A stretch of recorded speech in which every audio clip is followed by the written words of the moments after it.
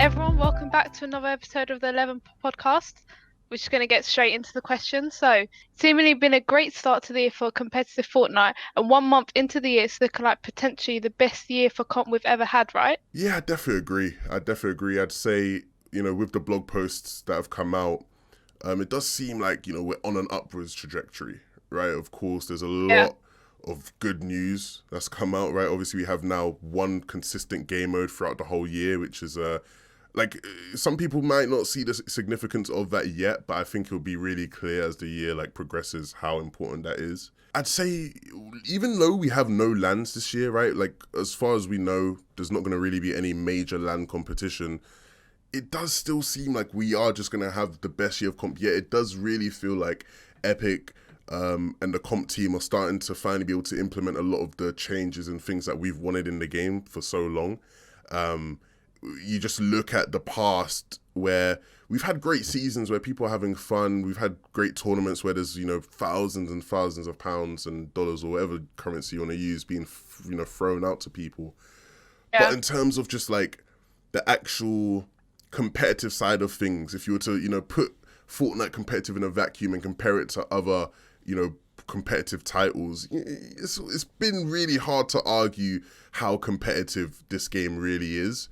Um, Yeah. but it does feel like now we are starting to move to the point where things are getting serious. Like this is starting to really look like what you'd expect an esport to look like. And to be fair, I'm not saying I want the game to turn into bloody CS:GO, but I would definitely like to see the game be taken a bit more seriously on the competitive side of things. And I think we're definitely moving in that sort of direction. Yeah. Why do you think it's becoming the best year? Do you think it's because more people are in lockdown and they've got more time? Yeah, like last year, right? Obviously, we had so many online open events, and I think Epic's really found like a nice sort of balance where the game right now on the competitive side is built around online events, right? Other games Yeah. struggled last year because of COVID, where other games had the issue of all the pro players, all the fans are used to watching competition that takes place offline at LAN events, going into the arena, Yeah. supporting your team. In Fortnite, we don't have that, and we're not conditioned to want that at the moment. And so, even though we've had our taste of LAN, the competitive scene isn't built around LAN competition. People can still prove themselves to be world class players without LANs. Like in games like CS:GO, like I mentioned, right?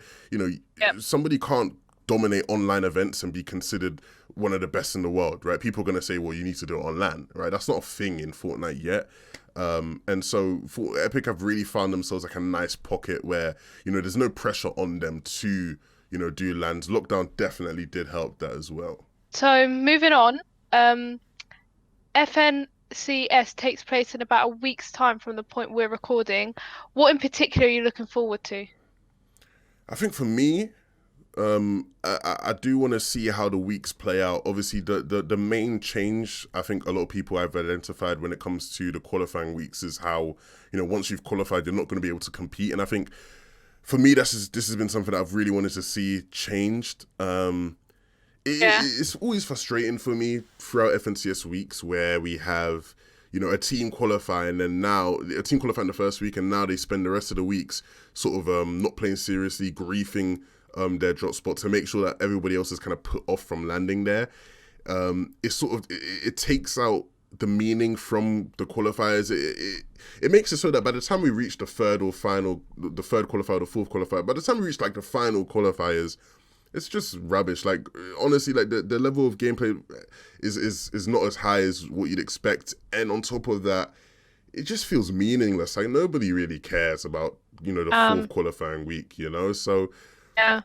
now that the only people that will be able to play are people who need to qualify, hopefully that still sparks some sort of significant interest in that sense. I mean, is there any particular teams you're paying attention to or? Well, yeah, I think it's important that I probably let people know that with this season, like I'm mainly just going to be covering EU. Obviously, I am EU, and I mainly do just cover EU anyway. I'll do my Yeah. best to keep up with some of the other regions. I'll poke my head into NA East here and there and West as well. But for the most part, I will just be paying attention to EU. And on the EU side of things, boy, what a season we're setting up to have. It looks like it's looking really good. Honestly, we have so many top teams. The return of some top teams, right? Mongrel, Mitra, and Benji, I think, is like the main, team that everyone's gonna have their eyes on. The return of MMB, like when MMB had like their dominant trio run, what was it? It's almost 2 years now. When they had, well, not 2 years, it'll be a year and a bit, but when they had their trio run, back in 2019 or whatever, there were so many what ifs, right? People are like, hey, if MMB have another season, will they be able to replicate this sort of level of dominance? Now, to sort of, kind of give people a spoiler on what I think.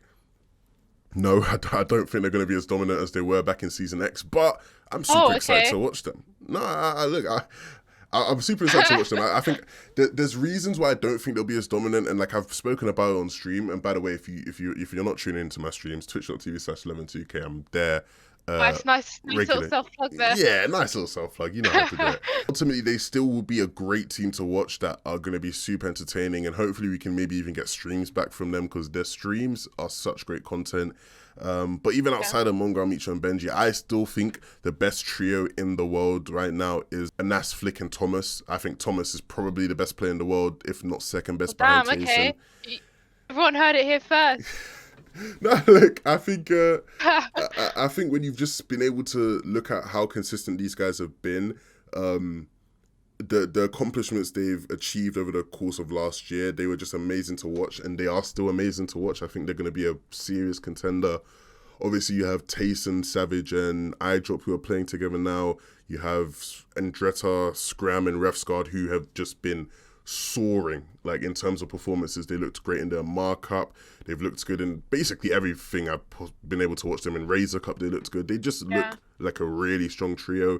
Aqua, CR, Wolfies, who are landing salty, they look like they're gonna just be once again an amazing trio. There's just so many amazing trios. Like I've missed out a bunch, right? But in terms of like those teams are gonna be probably the biggest names to watch out for. I'm sure I'm missing out others as well. Obviously, Anderlecht, Six Squeeze, Janice, so many trios to watch. So, yeah, EU is going to be exciting. I wish we had a warm-up. I wish we had an FNCS warm-up so that we could sort of get a preview instead of just sort of like jumping right into week one. So you're just jumping in, Yes, but ultimately, there's not going to be a warm-up. We are just going to be jumping right in. But I am all there for it. It'll catch people off guard. I think there's a potential for that, right? Because obviously in EU we don't have scrims, so like, when it comes to the drop spot politics, like if you look at NA have scrims, they have consistent practice. So when it comes to drop spots, going into like the first week of FNCS, everybody has an understanding. At least when you get to finals, you have an understanding of, who's going to be contesting me, and you have an understanding of where they're going to be landing. Yeah. When it comes to EU, right, the first week, you're going to see, wild contests going on where different teams are going to be clashing in different ways. And it does always provide for some entertainment on Twitter, right? People blocking each other left, right, and center, people roasting each other left, right, and center is always great to watch. But yeah, it's going to be weird without having any sort of preview by all means, yeah. Well, we've seen you on Dreamhack this month. How has that been going? I get, from a casting perspective, great, right? I think, I don't see many people talk about this too much, right? When it comes to like, casters talking about how things are going. I think I do feel like I've improved a lot as a caster. Not to toot my own horn or anything, but I've really enjoyed casting recently. This was probably like outside of Dreamhack, this has literally been my busiest month for casting ever. Like I've done a bunch of events this month. And I'm really just enjoying it. I'm really enjoying it. It's been great. It's been fun. Obviously, this month I casted with Takata and I casted with Monster D-Face. Always a pleasure casting with both of those guys. The finals, right? Obviously of EU, I guess, which was this weekend as of when we're recording this. It was like it was good to do finals. It's weird, right? Because obviously where we do 4 games, we do 4 games and the other pair does the last 4 games. It is weird because it's like, as a caster, like I spend those games trying to build up storylines and build up interesting narratives, and then it's weird because then I can't continue them. I can't close them off the way I want to. Obviously, you put Oh, them in the okay, yeah. hands like at that point, you put them in the hands of the other casters to take over. But you can't really complete like a full storyline yourself, which can be a bit weird. But still, Dreamhack was really enjoyable. I think one thing I do actually want to discuss in terms of Dreamhack, like on the topic of like casters and casting, Yep. I do feel like people are like really critical of casters in the scene, and rightfully so. But I think we as a community need to do better of understanding the right reasons to criticize. Like the reality is, right, is Okay. the reality is, right, the people who should be casting EU events are people who understand EU, who pay attention to EU, right? Like logically, right? Yeah, definitely, yeah. And so like I'll have people who message me and they'll ask me questions about other casters, and it's like, for one, I'm not gonna insult my colleagues, right? At the end of the day, like these are my colleagues, these are people I work with, and I got a lot of respect for them on that regard. But I do understand, yeah, like realistically, the only people that should be casting a region are the people who pay attention to that region. Like that's why I've always disliked casting NA West, right? Because I don't really have great knowledge of NA West, and so if a caster's getting stuff wrong because of their lack of an understanding of a region, then there's obviously reasons for that, right? And so instead of slandering a caster saying, hey, you don't know the region, blah blah blah, it's like we should be like advocating for us to actually get casters who know that region, right? Instead of it being like, Mr. Funky Boy is a rubbish caster, he doesn't know anything about EU. It should be, hey look, Mr. Funky Boy, he's, when it comes to his actual casting mechanics, he's a good caster, it's just he just doesn't have the knowledge of EU. Why aren't there more people in EU casting, right? Like when I actually look at EU and English speaking casters, who are there other than me, really? Like, is there anybody like who is an English speaking caster? There's not really many, and considering how big of a region EU is, like that's embarrassing from us, So we shouldn't necessarily, we should ease up on the flaming of other casters from other regions is how I feel. But ultimately, the Dreamhack was good from a casting perspective. From a player's perspective, even though EU's duos, Dreamhack's duos and not trios, you kind of got an idea of what trio FNCS is going to look like. There were so many duos competing that were like really good contenders to win Dreamhack. Like there were so many people in the race, and obviously, by the end of it, Steelix and Snagged win, and rightfully so. They were such a consistent team. Unfortunately, though, not winning a game. Weird how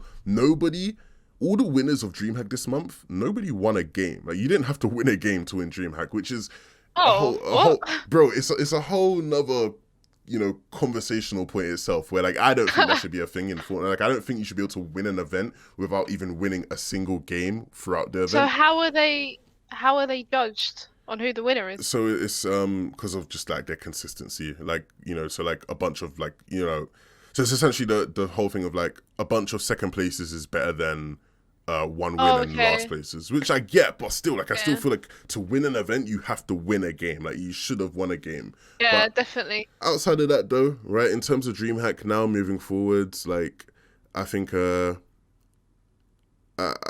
do want to see what happens next. Obviously, like I'm privy to information that like's not shared with the public because I'm a caster. Yeah. So obviously there's You're some that things secret information. I don't You're have withholding it from everyone. I wish that was the case. I wish I had more secret information, to be fair. But yeah, like in all, Dreamhack was good from a casting perspective and from like just actually the games themselves. Yeah, no, that's good to hear that you've been enjoying it. So what do you see for the future of Dreamhack? Yeah. When it comes to the future of Dreamhack, obviously this was the last scheduled Dreamhack, right? When they announced it back in January, back in July last year, they said it would run up to January, and so at the moment in time, we just have to assume there is no more Dreamhacks. Damn. Do I think that's the case though? Like I'd hope not, right? Like you'd like to think it's been successful, and so like Epic would want to see it continue. It's just become such an important part of like everyday competitive lives for people. So I would love to see it, and of course for me, right? Because I'm casting it, right? But Yeah, you would want to carry that Yeah, on, wouldn't you? yeah, of course, I'd want to carry that on. I think what I'd like to see, and I did want to actually make a YouTube video about this, is that I would like to see them do more than just DreamHack Opens, right? I think I'd love to see DreamHack have their own sort of seasonally invitational tournament. And in other Okay. in Counter Strike, right, they have this where they have the DreamHack Opens that happens, and then they also have DreamHack Masters. And so, like, in terms of actual format and stuff that I had ideas for, I won't get into that, but I would love to see DreamHack have like it doesn't have to be monthly, because I've not necessarily been a fan of what monthly DreamHacks has meant for competitive. What monthly DreamHacks have meant that, like, the meaning and significance behind the DreamHack is sort of diminished. Like, people don't really care as much about DreamHack as they should. I feel like Okay. DreamHacks should be considered, like the premier competition in the game. Yeah. But at the moment in time, it is just kind of treated as just like, oh yeah, we have DreamHack this month. Yeah, we'll play NA, EU, whatever, whatever. But I would love to see, like, where you have once a season, you have DreamHack Masters, where it's a competition where you're invited based off of, maybe everybody that made FNCS heats gets invited, and you do it like that, right? Yeah. Also, on that note though, I do want to see DreamHacks be changed back to solos instead of duos. Oh. Duos just isn't it. I don't know. I know people are fan of I- duos, and what happens when we have people need to realize, right? The reason why people didn't want DreamHack solos anymore is because we had come off of 2 back-to-back seasons of solos. We had solo FNCS, we had solo invitational. People were tired of solos, understandably so, right? But Yeah. ultimately, there needs to be some sort of premier solo competition, because people need a way to prove themselves to be able to find good teammates, right? Solo cash cups aren't enough. We all clown cash cups, but the fact that cash cups are right now probably the only way to land yourself on like a decent team, it's a joke, right? Yeah. DreamHack has the ability to provide that, right? So I say bring back DreamHack Opens as a solo competition, and on top of DreamHack Opens as a solo competition, after FNCS, right, you have DreamHack Solo Invitational, not DreamHack Solo Invitational, you'd have DreamHack Masters, that's a solo invitational based off of whatever. My example that I gave is obviously everyone that made FNCS heats. It doesn't need to be that, but I would like to see a premier competition where you have people who are invited. And Epic clearly aren't against invitationals, right? Because they hosted their own last year in solo invitational, which Yeah. was really fun. And they said that in their blog post that they do plan on doing invitationals towards the end of the year, I believe. So hopefully we could see something along the lines of that come through, because if that is, that would be the kind of thing that adds to all of the stuff that's already really positive about this year, and it'd make this year really, like, even more one of the best potential seasons or years we've ever had for Fortnite. Oh, the comp awards. So they took place the night of this recording. Obviously, it's something quite new and it needs some work. Can you talk about how it can be and where you see it going? Yeah, the comp awards are tonight. I had the pleasure of giving out 3 awards, right? My face was Wow. all over that. Yeah, my face was plastered all over the comp awards. It was fun. People don't know. I say people don't realize, but people don't know that the comp awards were actually something that me and Taylor, somebody's gun, had planned out literally like a year ago, 2 years ago. This is something that we had in the works a long Wow. time ago. Yeah, but Yeah. for some reasons that I probably shouldn't just say, it couldn't happen. Out of our control, I should mention as well. But it couldn't happen. Now though, it was able to happen. The thing though that was different is that initially, right, it was gonna be like me and Taylor's thing. Like, we kind of go back to back with it. It was our thing. Yeah. With this sort of like addition of it, Taylor kind of took lead. I kind of fell back on it. Admittedly, I've been really busy this month with a bunch of events, so like I just couldn't help out as much. So Taylor sort of took lead on it. I'm like still considered an admin or whatever, but really and truly, like, it is Taylor's thing, and I will like give him all the credit for that. He's done a great job. Like, he's put in so much work into it. And so, like, really just congrats to him, like, and thank you to him for, taking the initiative to start this off. And hopefully, like, it's a tradition for years to come. In terms of, what I could see for it moving forward, I would like to see, you know, certain things be taken a bit more seriously. I think this was a bit loose. Like, as much as it's the first edition, it did still feel like a bit of like a tester, like a trial. Um, I think one thing I'd like to see as well, which is like a sort of even a separate thing from just the comp awards, I'd like to see the comp awards be more involved beyond just a yearly competition, right? Like, I'd like to see it be a case of, you know, you consistently have monthly awards that are given out. You know, so like I'd love to see like the comp awards do a thing where you have like player of the month given out every month for the year, right? It's awards that can consistently keep the comp award relevant. Like, now what, like, oh, the comp awards are done now, so what, we're not going to see you for another year? Like, that would be a bit lame to me. So I would like to see a bit more involvement on that, in that sense. I think also in terms of like the awards show itself, would like to maybe see a bit longer. It seemed a bit rushed. It did seem to go by really quickly.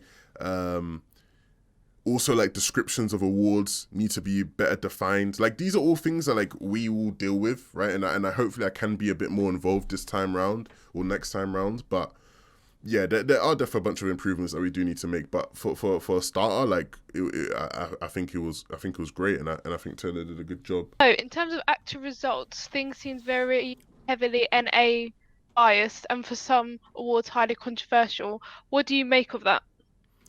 Yes. When it comes to actual results, like, I'll do my best to like praise all of everything that happened, but in terms of like the actual results of the comp awards, yeah, what's the word? Like, how do I be respectful? Like, it is a bit of a sham. Like, the fact that NA West won so many awards is a bit of a joke, if we're being honest. Like, I don't know how that's happened. I need to take a look. Like, when I looked at the panel, it didn't seem that heavily biased towards like NA, but clearly it was. Like, the fact that, so like, I'll be honest. So a lot of the actual awards that were won, most of them weren't my picks by any means. Like, even for all the awards that for all the awards that I actually presented, they weren't even my picks. Like, for Trio of the Year, I think Arkham, Rex, and Epic World won. Like, that wasn't my pick. Like, I just didn't have them as the winner. For Org of the Year that I presented, I think NRG won. I didn't have them as my winner either. So, Yeah. You know, I think I probably will like make a video about all my picks and like my reasonings and why like I felt certain things went wrong. But yeah, like, the results did seem a bit too biased towards NA West. Like, we're just seeing, like, to be fair, like, there were some awards that did go to NA West players that like I agreed with to a degree. Even though not that I agreed with, but like I could understand that person winning. Like, Reet wasn't my pick for Breakout Player of the Year, but I can see him winning. Like, the justification behind Reet winning it like is understood. Like, I could see why someone would vote for him as their winner. But yeah, like, some of the other results to me were just a bit like, oh, are you for real? Like, are we being for real? Like, NA West, like we spend so much time like shitting on NA West. Like, yeah, NA West is a bit of a joke of a region, but now we're like handing out awards to like these NA West players. Like, it doesn't make any sense. It doesn't make any sense. How are the winners picked? So like the winners were picked based on a voting system, right? So as panelists, like, there were a bunch of panelists. I think the panelists are public, like, you can see on the Comp Awards Twitter, but yeah, you could, you know, we nominated people, then we did final voting. Once again, like, the way my description of this is really bad because like I honestly just wasn't as hands-on with it as I could have been. But we submitted votes. Yeah, like, I'm just thinking back, like, it's just some of the awards, man, I don't know. I just don't agree. I don't agree with some of the results of awards. But like, and this is like the issue because like the idea was that the panelists were people who were experts within the game and within the scene. The reality is that there's not many people who are experts in the scene ultimately. Like, some of the people who are panelists aren't experts, clearly, just from seeing who they like nominated and who they voted for. Like, they clearly aren't experts, and obviously you're entitled to an opinion, but like an opinion can be wrong when there's like actual definitely. You know what I mean? Like, when there's actual factual proof, evidence, stats, whatever, like to support an argument. Like your opinion can be wrong in this context, and some people's were just wild. Like some people don't know like the difference between like actual. I'll give you an example. Yeah, Reese Hub is my boy. You know, like I love Reese Hub, best analyst that we had last year or whatever. Right, Yep. cool. Reese Hub was nominated for Caster of the Year. He's never bloody casted an event. What? You know what I mean? He's never casted an event. And like I said to Reese Hub, and Reese Hub himself was like, yeah, I don't know how I've snuck away with that one, but I will happily take it. Do you know what I mean? But it's like, Damn. if you're a panelist on the Fortnite Awards, surely you should be able to tell the difference between a caster and an analyst. Like that, like where, Yeah, you know what I that's mean? kind Like of embarrassing. yeah, like where are we drawing the line here? Do you know what I mean? So maybe some adjustment needs to happen there in terms of who is actually like a panelist and whatnot, and you know how we actually police things. But yeah, some of the results were a bit of a sham. I'll be honest. I'm not too happy with all the NA biasness, as you can imagine, being a UK boy myself. But yeah, all in all, though, like I do still think the Comp Awards was a success, and I do want to see it continue, especially with some of the changes I talked about. Yeah, I mean, it's better to be honest than anything. Do you know what I mean? Yeah. I think actually next, right, we do have some questions from the mailbag, right? So obviously, if you listen to my podcast way back in the day, I did have a mailbag where, you know, I allowed people to submit questions and I'd answer them on the podcast. But we'll just get through a couple. We'll get through a couple and we'll see how it goes. So let's get started. Well, just gonna pick at random. Okay. Do you think it's possible for someone who hasn't played comp until last season to go pro? Who was that from? That we'll was give them a little shout out. We'll give them a shout out that comes with it. So yeah, like who was that from? on N Oh yeah, I'm not. ONYV. I just say Oniv, but I don't actually know how to say his name. He might be angry when he hears it, but yeah, Oniv. I don't know how to say that. Yes, like people don't realize, right, that Vadil, right, Vadil, who's considered one of the best players in the world right now, he came into 2020 with 0 PR and 0 earnings. He had never placed in an event before, right? And all of a sudden, right, he turns into one of the best players in the world. So, yeah, definitely is possible. It takes a lot of hard work. It takes a lot of dedication, but it's not impossible. Definitely not impossible. Who is the overall best player in the EU region and why? And in bracket, they put all time. Oh, of all time. All time. Of all time, it has to be Aqua. I think nobody can really match Aqua's achievements, and including the fact that Aqua's had he struggled with injury last year, and he was banned in a season where it looked like he probably would have got like another top 10, top 5 result. Yeah, like I think you have to say Aqua as all time. Like when you talk about like the greatest Fortnite player of all time, the debate is between Zayt and Aqua. So obviously, if we're just saying EU alone, it's gonna just have to be Aqua. Okay. So, which pro is the most looked up to in the community? Who's that from? That is from Rich. Rich says, what pro is the most looked up to in the community?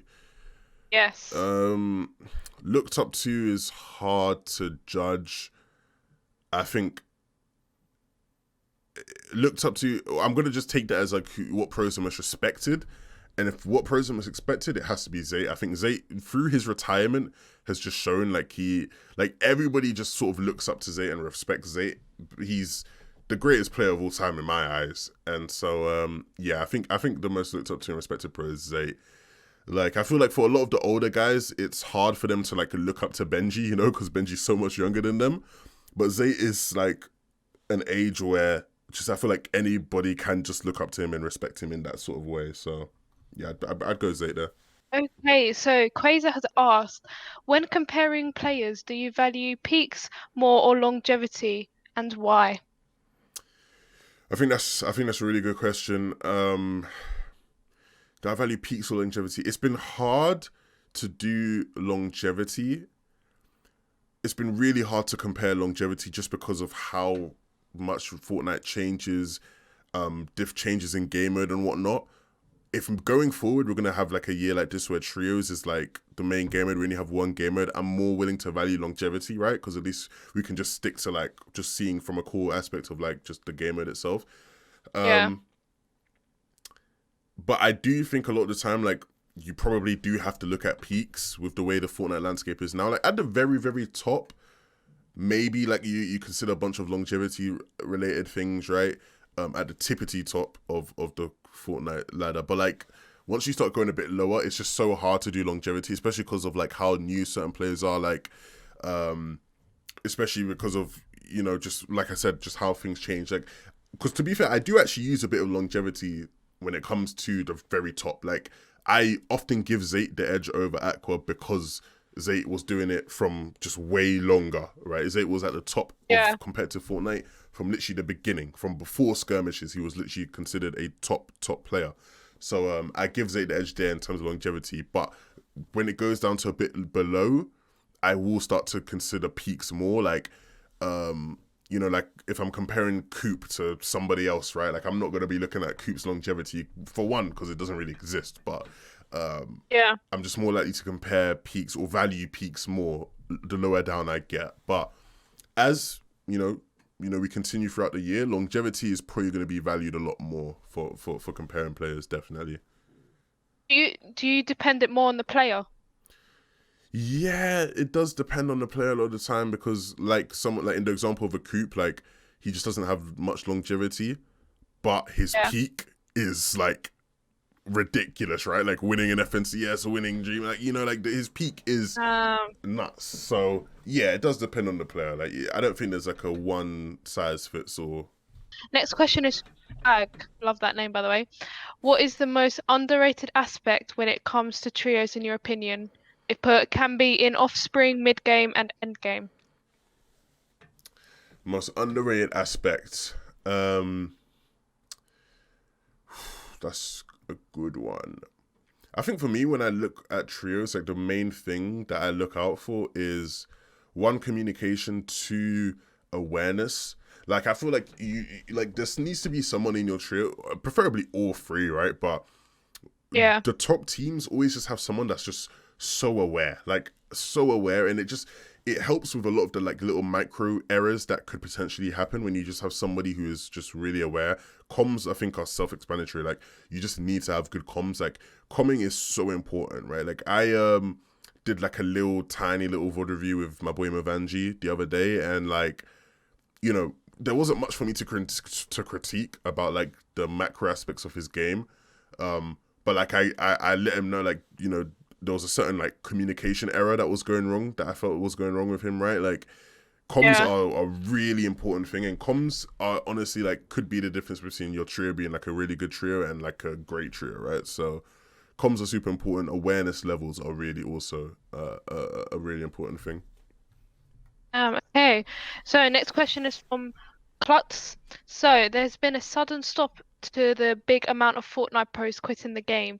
Do you think it's due to positive changes made by Epic, or is it to some factor outside of Fortnite?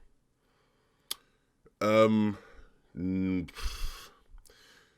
it's due to the positive changes, but there is another factor that people need to consider.